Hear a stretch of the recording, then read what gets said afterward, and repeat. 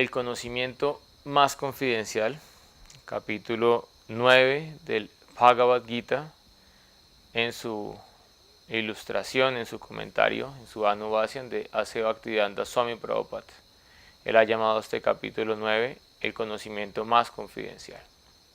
Y el texto 2 nos va a explicar, nos va a dar una iluminación respecto a por qué este conocimiento es el conocimiento más confidencial.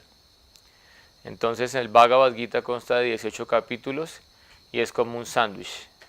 Entonces tenemos los 6 primeros capítulos, que es una tapa del sándwich, los 6 últimos capítulos, que son la otra tapa del sándwich, y tenemos los 6 capítulos del centro, que son el centro del sándwich.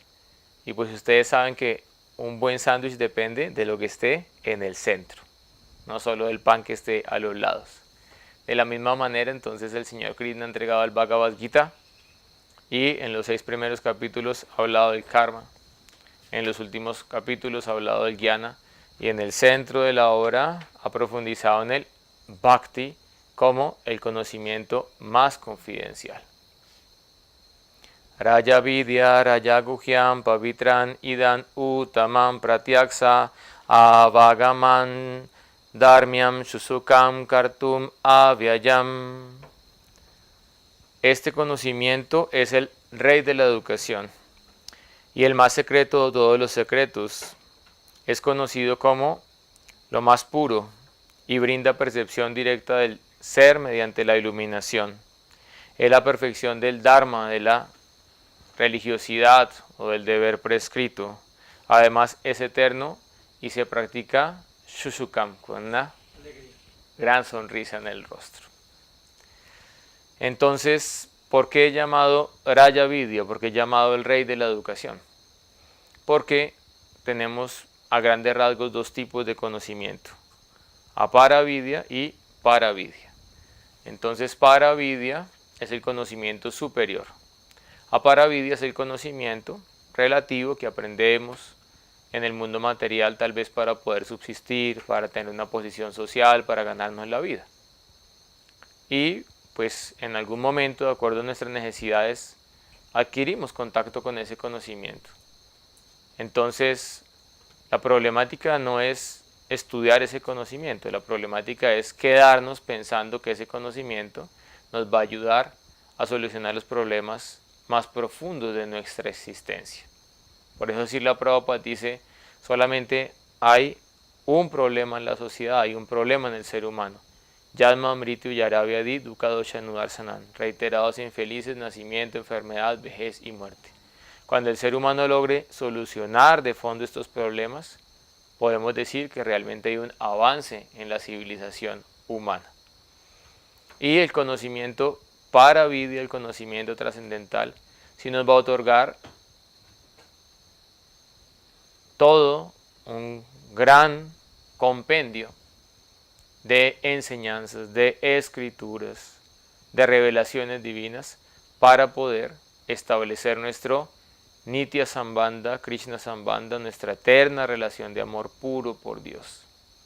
Ahora, en el Sri Supanishad se explica que uno debe aprender juntos el proceso del conocimiento y el proceso de la nesciencia.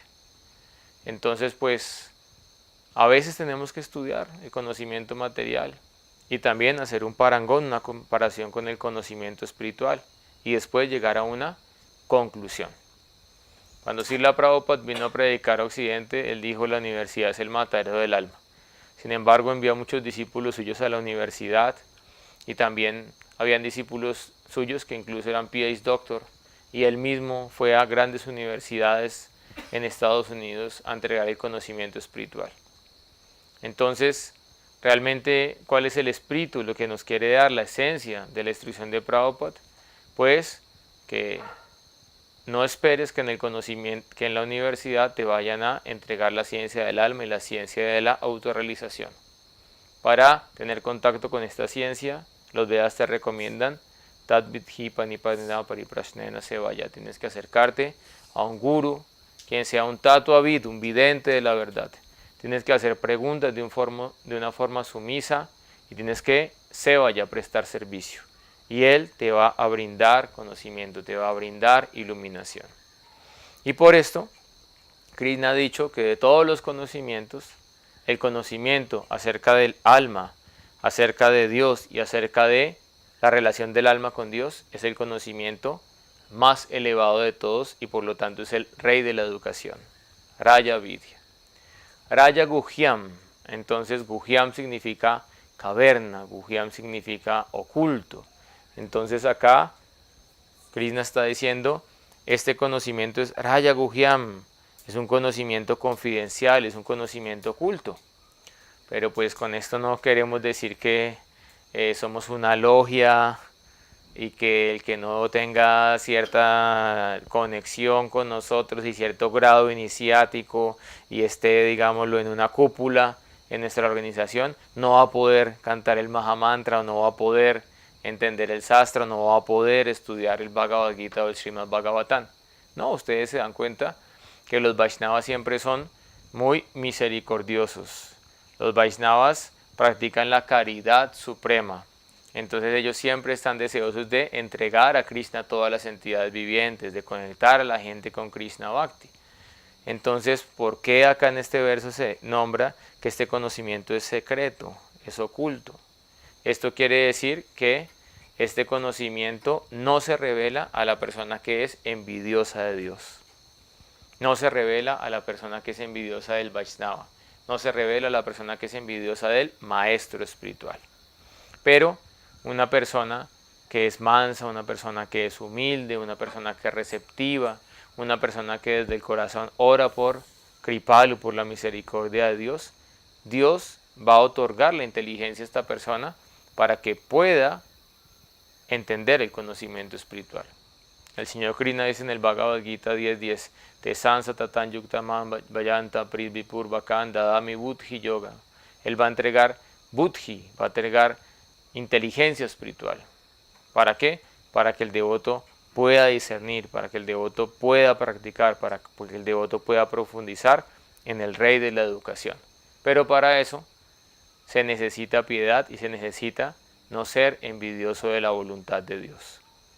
Si uno es envidioso, entonces va a haber una cortina de humo o una cortina de ilusión que no va a permitir entender el significado profundo de las escrituras y no va a poder permitir entender el corazón de Sri Vaishnava.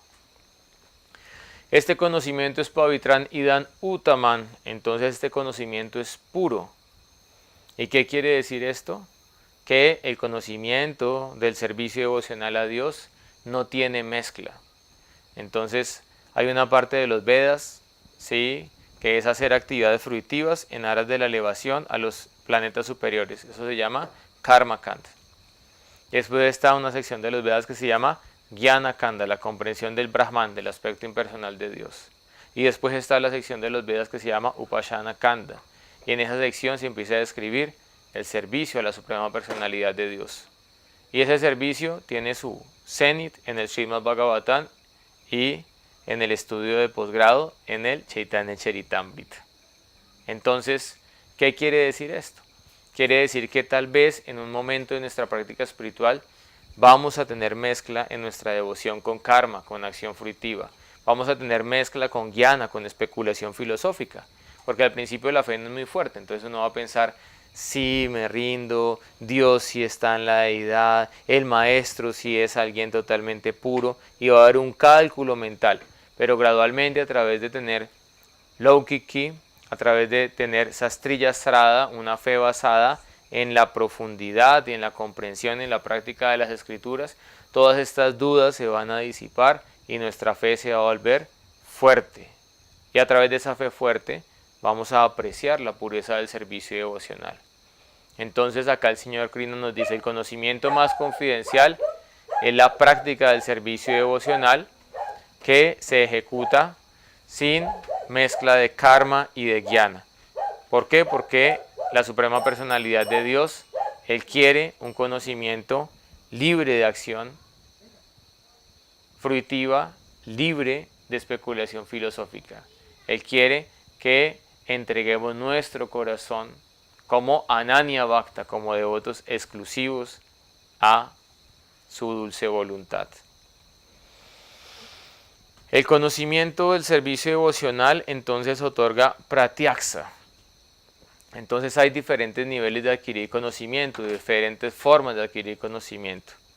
Los principales son tres: Shabda, Anumana y Pratyaksa. Shabda es escuchar de la fuente correcta y escuchar el conocimiento que desciende del campo espiritual.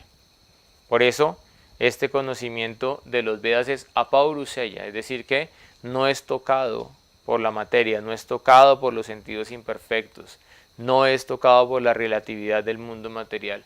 Es un conocimiento que es perfecto y desciende del campo espiritual. Y ese debe ser el principal pramana, la principal forma de adquirir conocimiento para el Vaishnava. La segunda forma de adquirir conocimiento es anumana, entonces es hacer lógica a través de la inferencia. Y Srila Prabhupada lo explica muchas veces, él utilizaba esta forma de enseñar a los occidentales para que pudiesen entender. Entonces Prabhupada decía, el ser humano tiene un carro y corre en 4 ruedas, el perro corre en 4 patas. El ser humano entonces tiene un hogar, tiene una familia. El animal, el perro, busca también un refugio para poder estar.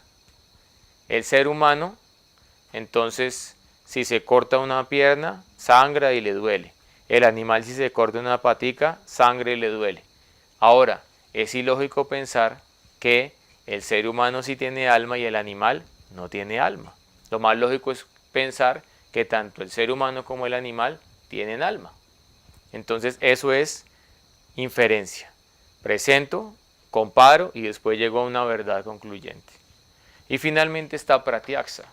Entonces pratyaksa es la percepción directa del ser, ¿sí?, a través de los sentidos purificados. Y por lo tanto, primero uno tiene que haber escuchado durante mucho tiempo Shabda Brahma, el conocimiento que desciende del campo superior, pero gradualmente en la medida en que hay una purificación interna del corazón, entonces puedo hacer inferencia porque ya tengo una base, un sustento filosófico védico, y también puedo tener revelaciones divinas dentro de mi corazón. Pero sabemos que esa revelación divina siempre debe ser respaldada por Guru, Sadhu y Sastra. Porque también hay mucho loco en este mundo material diciendo yo soy un avatar, yo soy una encarnación divina, yo tengo la verdad absoluta, adórenme a mí. Y pues la gente que no comprende el sastra, que no tiene refugio en un sadhu, que no tiene un guru, pues es desviado por estas propuestas. Por esto, el Srimad Bhagavatam explica Dharma Projita Kairava. Dios mismo ha ascendido a través del Srimad Bhagavatam y su conocimiento para erradicar todos los falsos conceptos que se enseñan en la forma de religión.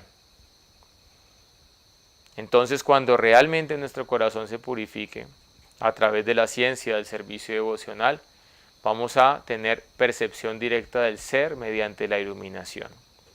Y cuando percibamos directamente nuestro Atman y percibamos la relación del Atman con Paramatma o con Bhagavan, se va a terminar toda la ansiedad, se va a terminar todo el temor a la enfermedad, se va a terminar todo el temor a la muerte y vamos a estar en un estado de satisfacción interna, de plenitud interna.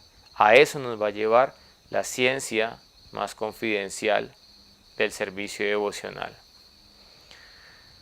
Este proceso del servicio devocional del Bhakti Yoga es la perfección de Dharmyan. Entonces hay palabras que no tienen una traducción exacta del sánscrito al español y que para darnos un acercamiento los acharyas han traducido de una forma genérica. Por ejemplo, pasatiempo. Entonces lila lo traducen como pasatiempo, pero acá en Occidente pasatiempo la gente lo asimila como llenar la sopa de letras o llenar el crucigrama.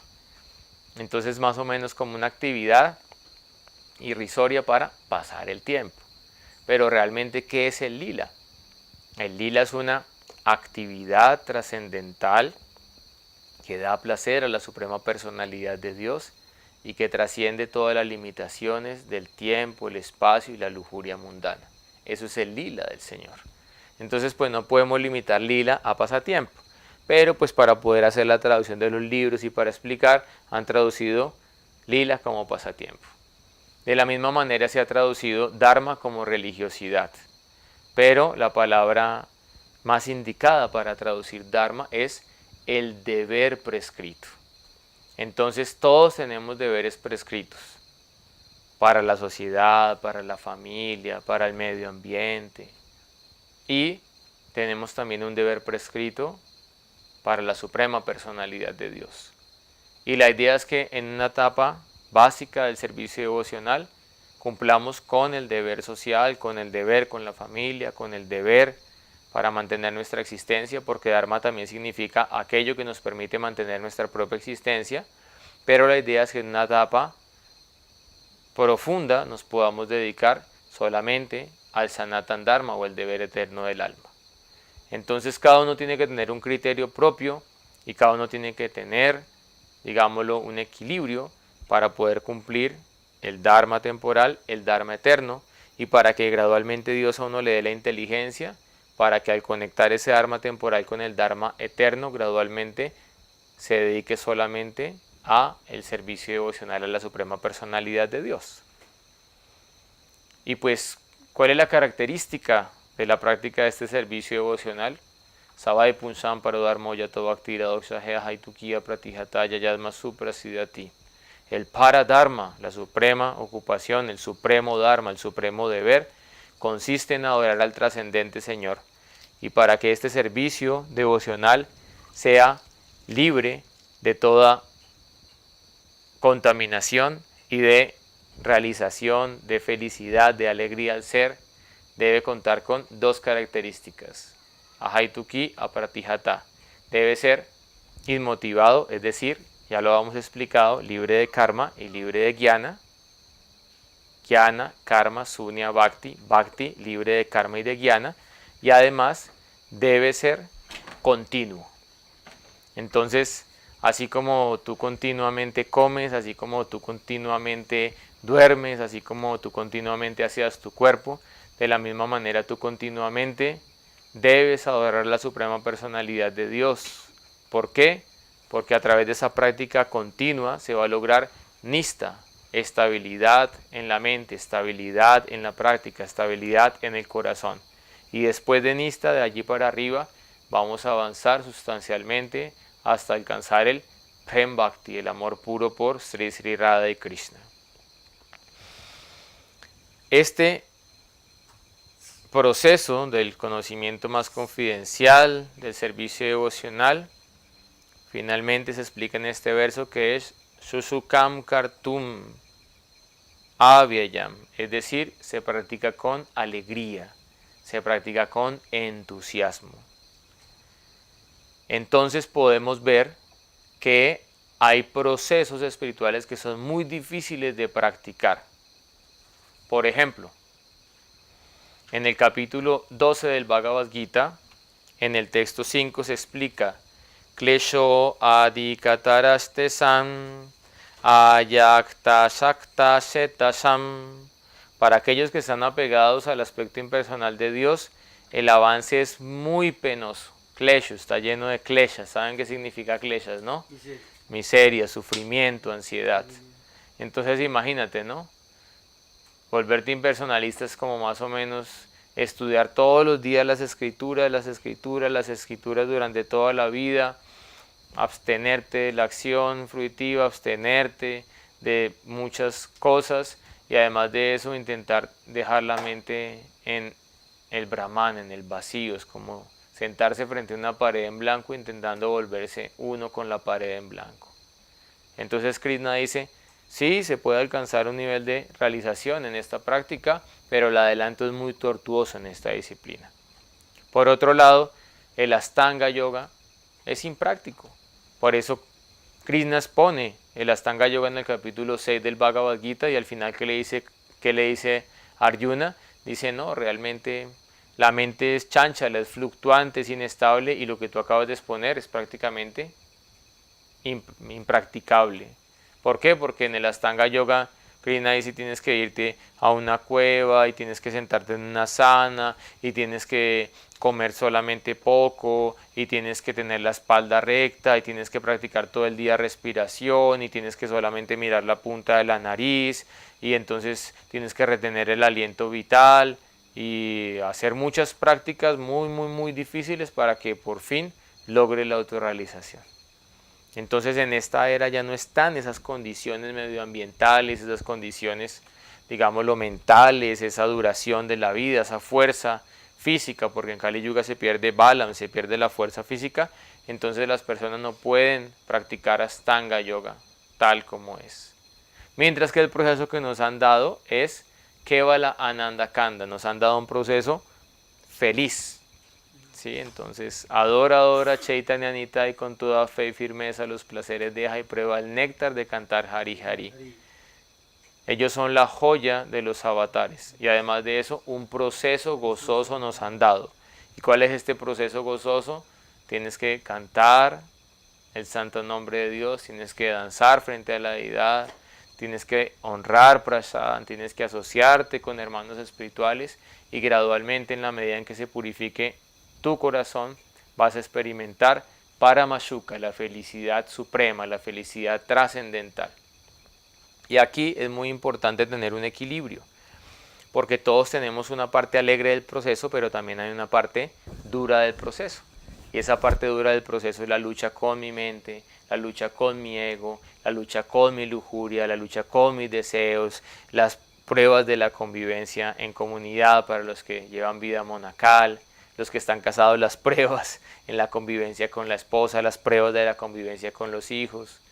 Entonces hay una parte fuerte del proceso, una parte dura, una parte álgida, pero hay una parte muy hermosa, que es cuando cantas a la deidad, pues abres el altar y la deidad está sonriendo siempre, ¿no?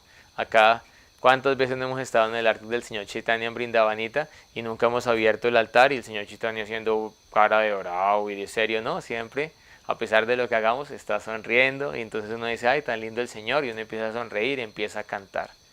Entonces debemos recordar que siempre Smita Krishna, la sonrisa de Dios, nos tiene que inspirar para que nosotros también seamos felices y para que desde esa felicidad podamos inspirar más almas en el proceso de la devoción. Porque si yo estoy muy amargado en mi práctica, ¿sí? Si me siento infeliz, si no estoy experimentando algo dulce en mi práctica, quiere decir que tal vez tenga que hacer algunos ajustes para poder practicar con más sinceridad, con más amor, porque en última instancia Guru Maharaj quiere vernos felices, porque en última instancia Sri Krishna quiere vernos felices y porque en Brindavan todo es canto, todo es dulzura, todo es juego, todo es alegría y todo es amor. Entonces tienes que acostumbrarte a experimentar felicidad y a vibrar esa felicidad, porque eso es lo único que te va a acompañar y te va a permitir ser magnético y acercar a más personas hasta este hermoso proceso de la conciencia de Krishna. Om Agyanati Mirandasya Gyanan Gyana Shalakaya Chasuru Militanya Tasmai Sri Gurave Namaha. Sila Gurudev Patita Pavana ki jai, Sila Prabhupada ki jai, Vaishnava Vrinda ki jai, Nitai Gauranga Premananda.